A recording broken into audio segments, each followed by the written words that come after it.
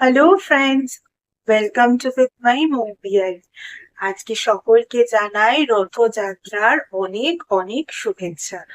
আজ রথযাত্রার দিন আমি কিন্তু তোমাদের জন্য জুলাই মাসে মান্থলি রিডিং কি কি হতে পারে সেই বিষয়ে কিন্তু রিড করব। কাদের জন্য?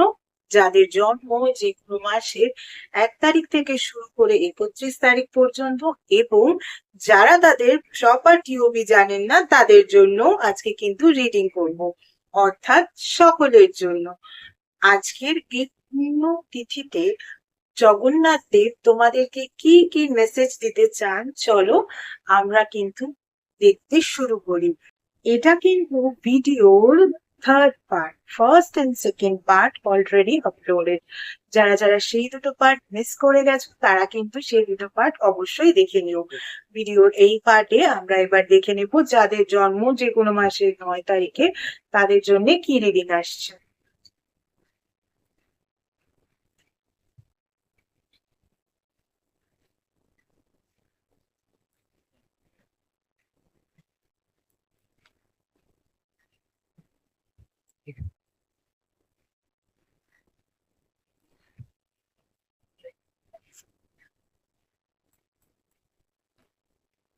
যাদের জন্ম যে কোনো মাসের 9 তারিখে তাদের জন্য যে নাম্বারগুলো ইম্পর্টেন্ট হতে পারে, নাম্বার 24 আর নাম্বার 35।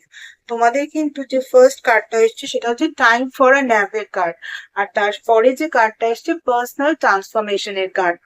তোমাদেরকে কিন্তু নিজেদেরকে ট্রান্সফর্ম করতে হবে। কিভাবে ট্রান্সফর্ম করতে হবে? তোমরা ঠিক যেই অবস্থায় আছো সেই অবস্থান থেকে কিন্তু ট্রান্সফর্ম করতে হবে। কিরকম অবস্থায় তোমরা আছো? অনেক কাজ করেছো, জুন মাস পর্যন্ত অনেক কাজ হয়েছে। এবারে একটু পজ দাও, এবার একটু রিল্যাক্স করো, এবার একটু রেস্ট করো, এবার একটু ঘুমো। যা হবার তা তো হবে, কারণ তোমরা কাজ অলরেডি করেই ফেলেছো। এবার কিন্তু ডিভাইন তোমাদেরকে বলছেন তোমরা একটু নিজেকে রেস্ট। ওকে, এবারে যাদের জন্ম যে কোনো মাসের 10 তারিখে তাদের জন্য কি রিডিং আসে একটু দেখি।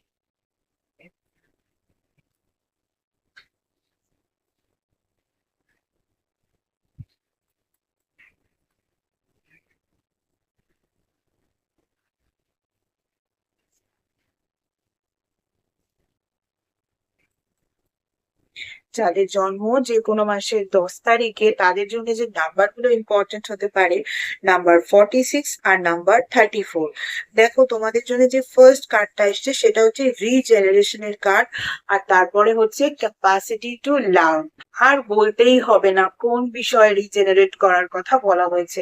অ্যাকচুয়ালি যখন রিজেনারেশনের কার্ড আসে তখন কিন্তু লাইফের 5টা ইম্পর্টেন্ট সেক্টরকেই আমরা রেজোনেট করাতে পারি, কিন্তু তোমাকে ডিভাইন তার সঙ্গে সঙ্গে ক্যাপাসিটি টু লাভেরও কার্ড দিয়েছে। ফলত বোঝাই যাচ্ছে রিলেশনশিপ ইস্যুস যাদের হয়েছে তাদেরকে বলা হচ্ছে এবারে কিন্তু রিজেনারেট কর, নিজের মধ্যে কিন্তু লাভ বা ভালোবাসার যে ক্যাপাসিটি সেটাকে কিন্তু আরেকটু বাড়িয়ে তোলো।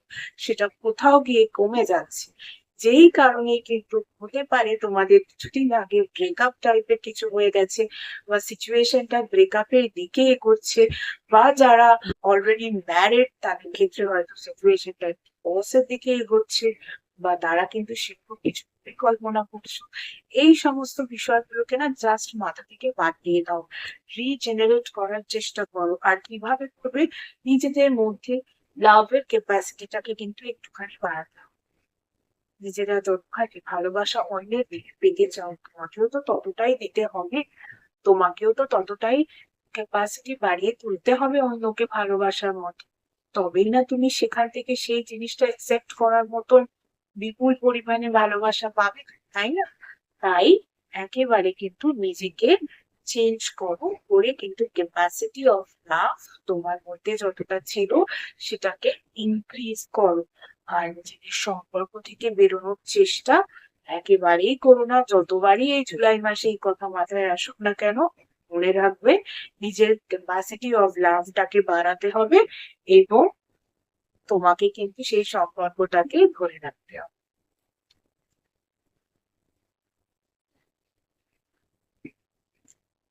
এবারে যাদের জন্ম যে কোনো মাসের 11 তারিখে তাদের জন্য কি রিডিং আসে এবার একটু দেখি।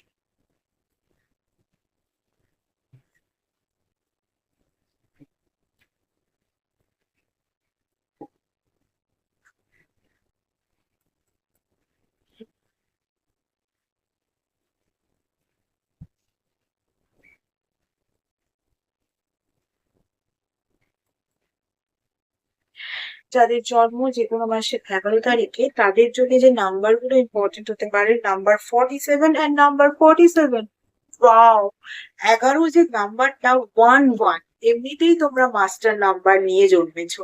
তার সঙ্গে সঙ্গে যখন 47 আর 47 এরকম নাম্বার যখন আসে, তো একই নাম্বার, তখন ধরে নিতে হয় প্রচন্ড ভাবে ডিভাইনের একটা আশীর্বাদ তোমাদের সঙ্গে কিন্তু জুলাই মাসে থাকবেই থাকবে। সমস্ত সেক্টরে তোমরা কিন্তু সফল হবে। তোমাদের একটা আনন্দময় পরিবেশের সৃষ্টি হবে, আর সেটা ডিভাইনও বলে দিয়েছেন, কারণ তোমাদের জন্য কিন্তু জয়ের কার্ডও এসেছে, অর্থাৎ প্রচন্ড আনন্দময় পরিবেশের সৃষ্টি হবে। বাট কিভাবে সৃষ্টি হবে দেখো, বোথ আর ডিস্টেন্সের কার্ড এসছে।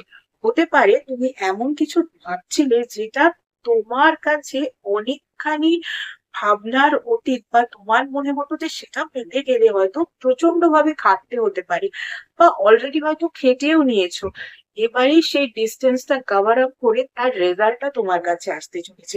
ফলেই কিন্তু আনন্দের ব্যাপার, সেটা লাইফের যে কোনো সেক্টরেই হতে পারে।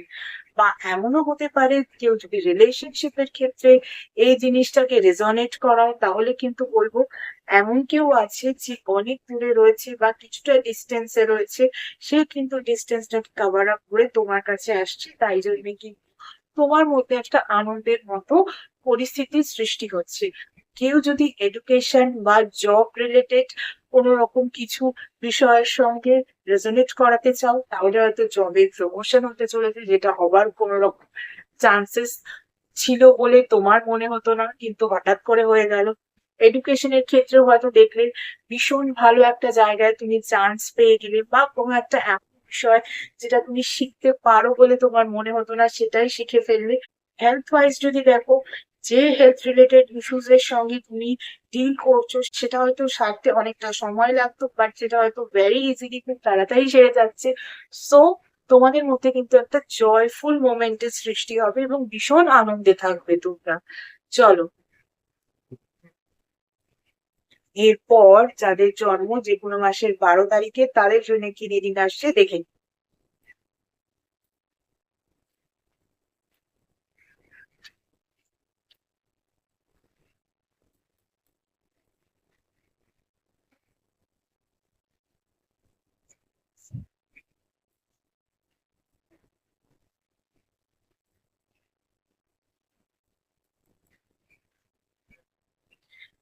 যাদের জন্ম যে কোনো মাসের 12 তারিখে তাদের জন্য যে নাম্বারগুলো ইম্পর্টেন্ট হতে পারে, নাম্বার 38 আর নাম্বার 10।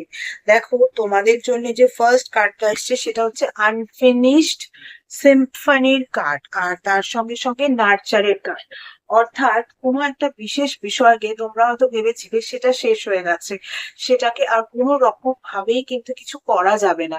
সেটা হেলথ ওয়াইজ হতে পারে, ওয়েলথ ওয়াইজ হতে পারে, বা রিলেশনশিপ ওয়াইজ হতে পারে, ক্যারিয়ার ওয়াইজ হতে পারে, যে কোনো বিষয় হতে পারে। তোমরা হয়তো ভেবেছিলে সেখানে আর কিছু করণীয় নেই, কিন্তু শুধুমাত্র একটা ছোট্ট বাচ্চাকেই মা, বাবা বা পরিবারের লোকজন বা বড়রা যে নার্চার করে তা কিন্তু নয়।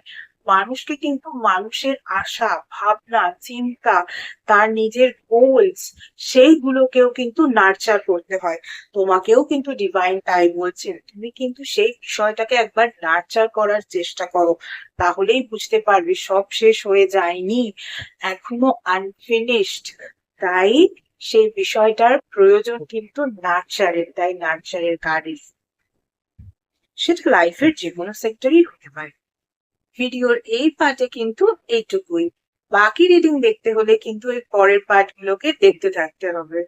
এছাড়া যারা যারা আমার থেকে পার্সোনাল কনসালটেশন নিতে চাও তাদের বলবো পার্সোনাল কনসালটেশন কিন্তু একেবারেই ফ্রি নয়। পার্সোনাল কনসালটেশন কিন্তু পেড কনসালটেশন। Regarding what?